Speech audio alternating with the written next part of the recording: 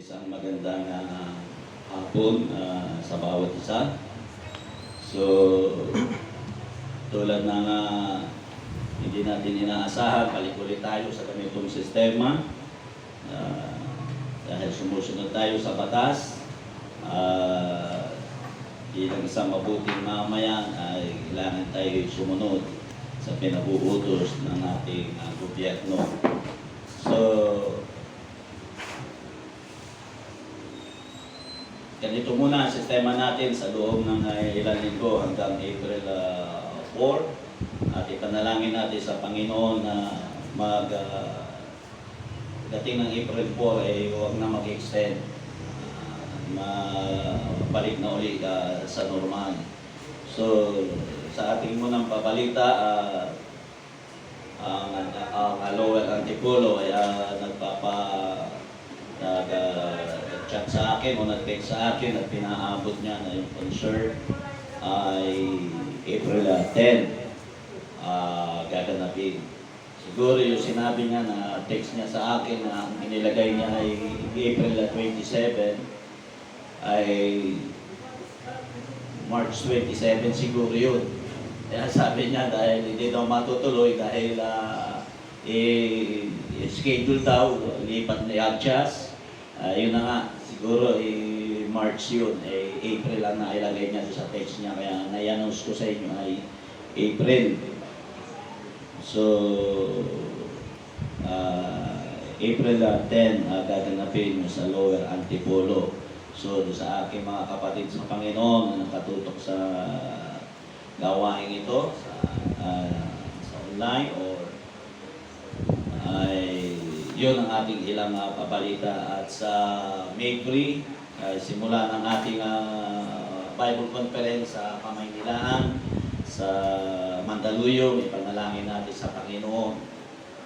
Una, pabulan tayo ng ating Panginoon Diyos sa gawain natin ito. Sama pa rin natin sa pananalangin ang gawain ng ating Panginoong Diyos. Amen. Amen. So sa ngayon, encourage ko yung nanampalataya na muna tayo sa ating mga bahay-bahay manalangin. So yun lang ating ilang pabalita. Okay, tayo muna ay dako sa panalangin sa umaga nito o sa hapon nito. Dakila at tapat na Diyos na may likha ng langit at ng lupa. Salamat pa rin sa Panginoon sa iyong kabutihan. Kami naniniwala lahat ng bagay nagkakalakip-lakip sa ikabubuti ng iyong mga anak, dakilang Diyos. Hapon ito, hinihingi namin ang pagsama ng iyong banal na Espiritu, ang pagkikipisan mo, Panginoon, at ang pagbahid ng iyong banal na Espiritu sa aming kalagitnaan, O God. Marami pong salamat sa iyong kabutihan, O God, sa pangalan ni Jesus. Amen. Praise God. Okay, makibukas po kayo sa akin sa aklat ng Ephesians sa chapter 5.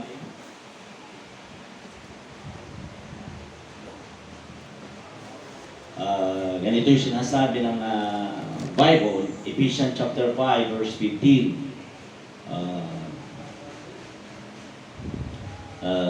Ganito ang pagkakasabi ng salita ng Panginoon. Episode chapter 5 verse 15. Manag-ingat nga kayong lubos kung paano kayo'y lumalakad, huwag gaya ng mga mangmang, kundi gaya ng marurunong. Na inyong samantalahin ang panahon sapagkat ang mga araw ay masasama. Kaya huwag kayong maging mga mangmang, kundi unawain ninyo kung ano ang kalooban ng Panginoon. Kila at tapat na Diyos, salamat sa iyong kabutihan at sa iyong biyaya, O God. In Jesus' name. Alam natin ang panahon na ating ginagalawan sa ating kapanahonan sa ngayon ay panahon na hindi maganda. Panahon na palala ng palala ang sistema ng sanlibutan, lumalaganap ang immoralidad. Tulad ni sinabi niyang hindi ko malimutan, sinabi ni Pastor Rico Herrera ng aming kapanahunan, nagising kami sa isang pamilya na binubuo ng lalaki at babae. Pero ngayon, ang pamilya na binubuo ngayon na makabagong henerasyon ay binubuo ng babae sa babae, at lalaki sa lalaki. So pasama na ng pasama ang sistema ng sanlibutan. Ang rape case ay tumataas at kalimitan ng nire-rape ngayon ay halos mga bata, at ang mga nangre-rape ay mga magulang, ama, hindi ama, kapatid, hindi kapatid, pinsan o tiyuhin. So ito'y sistema na nagpapakita na hindi maganda ang sistema ng panahon na ating kinalalagyan sa ngayon. Marami ang maaaring makaramdam ng pagkabalisa sa mga oras na ating ginagalawan. Paglalakad sa kawalan ng paniniwala habang ang mga pag-uugali at kilos na dating itinuturing na makasalanan at immoral ay pinapalakpakan na ngayon. Binabanggit pa nila bilang karapatan o binibigyan o pinagtitibay nila at sinasabi nila na karapatan nila, amen, ang gawin nila ang kanilang kagustuhan. At ginagawa pa ang batas at pilit pa nga nilang ginagawa o hinahangad na maging isang batas ang immoralidad sa ating bansa. So ito ang ating kinabibilangan na kapanahunan sa ngayon ay kumangusap sa paksa how to make the most of your time in evil days. Paano masusulit ang iyong oras sa masasamang o sa masamang araw? Amen. Kapanahunan natin, katulad na sinabi ko, panahon na masasabi ko hindi maganda. Amen. Kaya ang ating teksto na nagsabi roon ay mag-ingat kayo kung gayon, kung paano ka mamuhay, hindi matalino, ngunit bilang matalino na pinakikinabangan ang bawat pagkakataon sapagkat ang mga araw ay masasama o masama. Ang mga masamang araw ay hindi na bago sa mundo. Yung nagaganap na panahon natin ngayon ay hindi nito bago. Kung hindi natin pwede sabihin na ito ngayon lang nangyari, sapagkat sa aklat ng Ecclesiastes sa chapter 1 verse 9 to 10, ang sabi ron ay kung ano ang dati ay mangyayaring muli at kung ano ang nagawa ay muling gagawin. Walang bago sa ilalim ng araw. Mayroon bang anumang bagay na maaring sabihin ng isa? Narito, ito ay isang bago. Narito, matagal na. Narito na ito bago. Narito na ito bago ang ating panahon. Ibig sabihin, ang sabi ni Haring Solomon na bago maganap ang mga bagay na ito, ito'y naganap na. Ibig sabihin, paikot-ikot lang ang sistema ng sanlibutan. So, ang paalala ni Apostol Pablo, amen, paano natin masusulit ang iyong oras sa masasamang araw. Amen. Ay kung sabihin, paano tayo kikilos, paano tayo mamumuhay na bilang isang Kristyano sa panahon na ito na ating ginagalawan. Kahit na sa ganitong oras, ganitong kapanahunan, laganap ang kasamaan, laganap ang immoralidad, at laganap ang virus. Limitado na ang pagkilos, pati salita ng Diyos ay nagigipit. Kaya dahil ang kasamaan ay nakapalibot sa lahat ng kapanahunan, maaari tayong mamulot mula sa mga paraan ng banal na kasulatan upang mabuhay ng mabuti at matalino, upang masulit ang bawat pagkakataon na nasa ating mundo na ating ginagalawan. 5 lang itong akin na isibahagi sa inyo. Una, sa kapanahonang ito na hindi maganda at hindi mabuti, una, ang dapat pa rin natin gawin, gumawa ng mabuti. Do good. Amen? Gumawa ng mabuti. Maaari nating panisimulang sulitin ang mga pagkakataon sa pamamagitan ng pagsasabuhay, amen, ng mga tamang gawain. At nakasaad sa aklat ng Roma sa chapter 12 verse 21, huwag madaig ng kasamaan, ngunit daigin mo ang kasamaan ng mabuti. Si Jesus ang ating halimbawa kung paano mapagtagumpayan ang kasamaan gamit ang mabuting o mga gawain.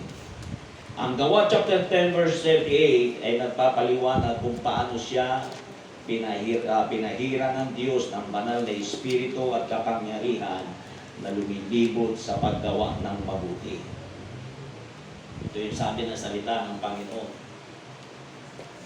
So, sa ganitong sistema ng ating buhay, na ating ginagalawan, ang dapat pa rin sa atin gumawa ng mabuti. Ano sabi ng Apostol Pablo? Gumawa ng mabuti. Daigin ng mabuti ang masama.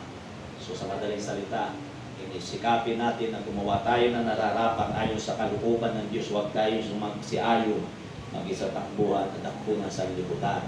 Gayon din ang Diyos ay may mabubuting gawa na handa rin nating gawin. May magbigay siya ng mabuting halimbawa na dapat nating gawin tulad ng ipinaliwanag ng Ephesians chapter 2 verse 10. Sapagkat tayo ay gawa ng Diyos na nilikha kay Kristo o kay Kristo Jesus upang gumawa ng mabubuting gawa na inihanda ng maaga ng Diyos upang gawin natin. At ang isang paraan upang makagawa ng mabuti ay matatagpuan natin sa aklat ng Lucas sa chapter 6 verse 27. Ngunit sa iyo na nakikinig, sinasabi ko, mahalin mo ang iyong mga kaawa ay gumawa ng mabuti sa mga kinamumuhian ka o sa mga taong namumuhi sa iyo. Amen. Kukuha pa rin tayo ng mabuti o para sa kanila. Amen. Ito ang isang bagay na dapat natin gawin. Gumawa ng pinakamabuti. Amen. Kahit sa kapanahunan ngayon, huwag tayo sumabay sa takbo ng sanlibutan. Amen. Amen. Gumawa pa rin tayo ng mabuti. Amen. Para sa ikatataas pangalan ng ating Panginoon. Ang isa pa sa makatwid bagay, habang may pagkakataon tayo, gumawa tayo ng mabuti sa lahat ng mga tao, lalo na sa mga kabilang, sa pamilya ng mga nananampalataya. Yan ang sinabi ng Galatia sa chapter 6, verse 10. Ang mabubuting gawa na ginawa ni Jesus ay hindi mabilang, tulad ng inilarawan ng Juan, chapter 21, verse 25. Ginawa din ni Jesus ang maraming iba pang mga bagay kung ang bawat isa sa kanila ay naisulat sa palagay ko kahit na ang buong mundo ay walang puwang para sa mga librong isusulat. Ito yung sinabi ng salita ng Panginoon. So tulad ni Jesus, huwag tayong magsawa sa paggawa ng mabuti sapagkat sa tamang oras ay aani tayo o hindi tayo susuko. Ito yung sabi ng salita ng ating Panginoon. Amen. At isa pang bagay, amen, lumayo sa masama. Keep away from evil. Amen, yun ang pangalawa. Una, gumawa ng mabuti. Sa katanaunang ito, pangalawa, keep away from evil. Ang isa sa paraan upang mag-ingat at mabuhay ng matalino ay ang lumayo sa mga masasamang asal at hangarin. Inihimok tayo ng 1 Thessalonians chapter 5 verse 22 na tanggihan ang lahat ng uri ng kasamaan. Kaya tayo tinawag na natin Panginoon upang mamuhay ng may kaayusan. Yung paman sa kultura ngayon, maaaring mukhang mas mahirap makilala sa pagitan ng kung ano ang mabuti at kung ano ang masama. Panahon natin ngayon, parang mahirap kilalanin kung ano ang mabuti at kung ano ang masama. Sinasaad pa rin sa Hebreo chapter 5 verse 14, ang susi sa kakayahang makilala ang pagkakaiba sa dalawa. Inihimok tayo na makibahagi sa solidong pagkain ng salita ng Diyos. Sapagkat sa paggawa nito, matututunan natin kung paano magkakalayo ng mabuti at ang masama. Kung paano makilala natin ang pagkakaiba ng mabuti at ng masama. Ang salita ng Diyos ay naglilinaw sa atin kung ano ang mabuti at kung ano ang masama. Amen. Katulad nga ng parating na binabanggit, sabi ko nga, paano makilala kung ano ang kalooban ng Diyos, kung ano ang mabuti at kung ano ang masama. Kung ano ang kalooban ng Diyos, sabi ko nga, baliktarin mo ang kalooban ng tao, yun ang kalooban ng Diyos. Ganun lang kasimple yun. Amen? Praise God. So, pangatlo, pursue godliness. Sundan natin yung kabanalan o yung pagka-Diyos. Sundin ang pagka-Diyos. Alam nyo, ang pagkakaroon ng kabanalan sa ating buhay ay tumutulong sa atin na maging maingat, mamuhay ng matalino at sulitin ang ating mga araw, kaya paano natin ito maitutuloy. Alam nyo, napakahalaga na makilala natin ang ating Panginoong Diyos. Maniwala tayo na ang Diyos, ang ating Panginoong Jesus. Pagkamat siya na sa anyong katawan tao, maniwala tayo na siya ay Diyos. Amen. At ako'y naniniwala, napakahalaga ang paniniwala, sa katotohanan na ukol sa ating Panginoon. Kung ang isang tao, ang paniniwala ng isang tao ay isang malaking dahilan para ang tao ay mamuhay ng tama. Dahil ako'y naniniwala, pang mali ang paniniwala ng isang tao, mali ang kanyang pamumuhay. Amen.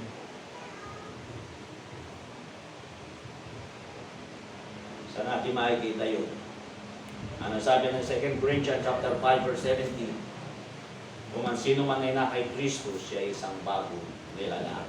Ang ibig sabihin nun, kung ang sino man ay naniniwala kay Kristo, ano ba si Kristo? Si Kristo ay katotohanan. So, sa madaling salita, kung ikaw ay ang paniniwala mo ay na kay Kristo, ang paniniwala mo sa madaling salita ay tama, mamumuhay ka ng tama. Kaya maraming mga tao, mali ang kanilang pamumuhay dahil mali ang kanilang paniniwala. May malaking kinalaman yun, kaya napakahalaga ng paniniwala ng tao. Sapagkat kung ang paniniwala ng tao ay tama, mamumuhay siya ng tama. Pero ang paniniwala ng tao ay mali, mamumuhay siya ng mali. So napakahalaga na maunawaan natin at makilala natin kung sino ang Diyos na ating pinaglilingkuran. Kailangan may malaking kinalaman ang ating paniniwala at pagkakilala sa ating Panginoon para tayo mamuhay ng tama sa ating kapanahunan. Nagbabala ang 1 Timoteo chapter 4 verse 7, walang kinalaman sa mga alamat na walang Diyos at kwento ng matandang asawa sa halip sa ngayon ng inyong sarili na maging makadiyos. Mababaw na salin kasi ito aking ginagamit. Gayon din para sa atin na iwasan ang kausap na walang Diyos sapagkat ang mga nagpapakasawa dito ay magiging mas di makadiyos. Ibig sabihin, iwasan mo yung mga taong walang pagkapaniwala o walang pananampalataya sa ating Panginoon. Amen? So ito yung sabi ng salita ng Panginoon. So ang pagyakap sa katotohanan ng Diyos ay umahandong sa ating kabanalan. Kaya nga sabi ko nga, kapag ang paniniwala mo'y tama, ito'y magbubunga ng tamang pamumuhay. Ang dami nagsasabi na sila daw ang tama, sila ang totoo, pero makikita mo naman napakagulo ng sistema ng buhay nila. Pero inaangkin nila sila'y tama, kaya hindi maaaring magkamali. Kung ang paniniwala ng isang tao ay tama, magbubunga ito ng tama sa kanyang sarili. At tulad ng sinabi ng 1 Timothy chapter 3 verse 16, higit sa lahat ng katanungan, ang misteryo kung saan nagmula ang tunay na kabanalan, siya ay nagpakita sa laman, pinatunayan ng Espiritu, nakita ng mga anghel, ipinangaral, kasama na ang mga bansa ay pinaniniwalaan sa mundo, ay tinala sa kaluwalhatian. Medyo nakakaano yung niya dahil mababaw na sa alin itong ating binabasa. Isa pang bagay, lumakad na may katapatan sa ating Panginoon. O lumakad ng matapat kasama ng Diyos.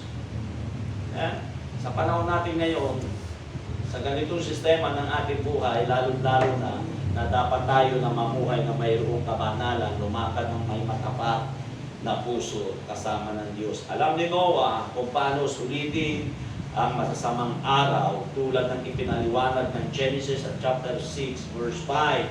Nakita ng Panginoon kung gaano kalaki ang kademonyuhan ng sangkatauhan sa mundo at ang bawat hilig ng pag-iisip ng puso ng tao'y masama lamang sa lahat ng oras.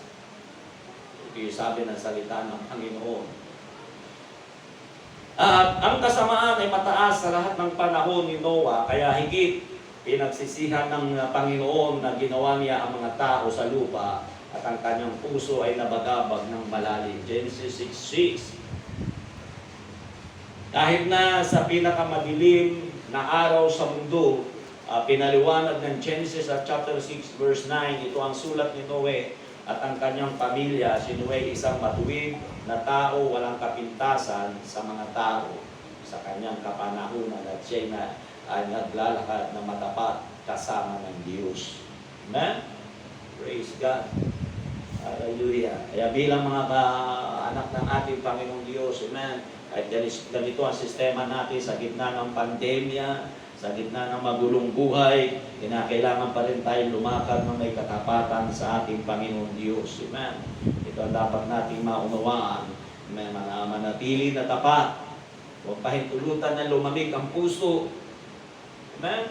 Amen.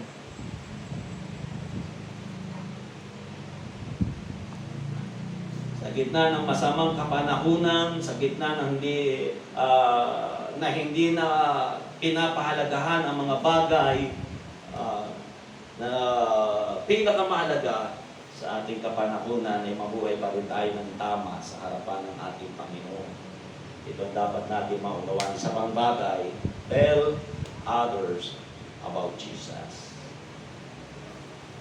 Kahit sa ganitong kapanahunan, gawan pa rin natin ang paraan na maipaabot pa rin, amen, ang kabutihan ng ating Panginoon. Ang kabutihan, ang mga bagay ukol kay Jesus. Amen. Gumawa pa rin tayo ng paraan sa panahon na ito na ating ginagalawan. Amen. Ipahayag pa rin natin, ipahagi pa rin natin ang salita ng ating Panginoon. Sabihin pa rin sa iba ang tungkol kay Jesus. Ang pagsasabi sa iba tungkol kay Jesus upang makatanggap sila ng kanyang kaligtasan at makilala siya ay isang paraan din upang masulit ang ating mga araw. Amen. Ibig sabihin, gumawa pa rin tayo ng paraan, amen, para maibahagi pa rin natin ang salita ng Diyos sapagkat nasabi nga ni Apostol Pablo, mangaral ka, amen, gumawa ka ng mga bagay na ayon sa ating Panginoon sa kapanahunan man at sa hindi kapanahunan. Amen. Ito ang dapat natin maunawaan. Hindi dapat napipigilan ang pagbabahagi ng salita ng ating Panginoong Diyos kung anong ginawa ng ating Panginoon sa ating buhay. Tulad ng tinanong ng Roma sa chapter 10 verse 14, paano kung gayon maaari silang tumawag sa hindi nila pinaniniwalaan at paano sila maniniwala sa isa na hindi nila naririnig at paano sila makakarinig kung walang nangangaral sa kanila. So, napakahalaga pa rin na ibahagi natin, kapanahunan man, hindi.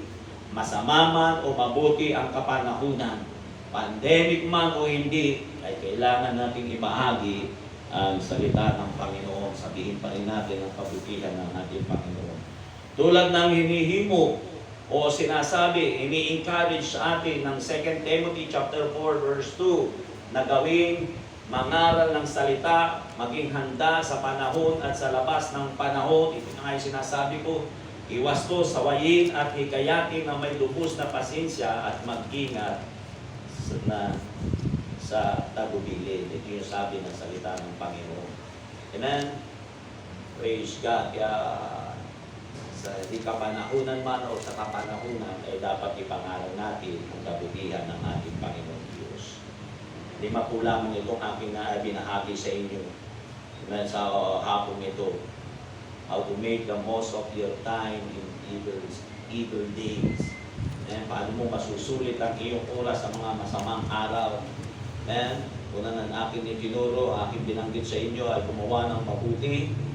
Ganitong kapanahunan, gumawa pa rin tayo ng mabuti. Ano yung mabuti? Manalangin ka. Lumuhod ka sa ating Panginoon. Amen. Ipakita mo na hindi ka natutuwa sa mga bagay na nangyayari sa ating kapaligiran. Amen. Isa pang bagay, keep away from evil. Lumayo tayo. Hindi dapat tayo mahawa sa alam niyo dapat niyo maunawaan, hindi tayo taga rito.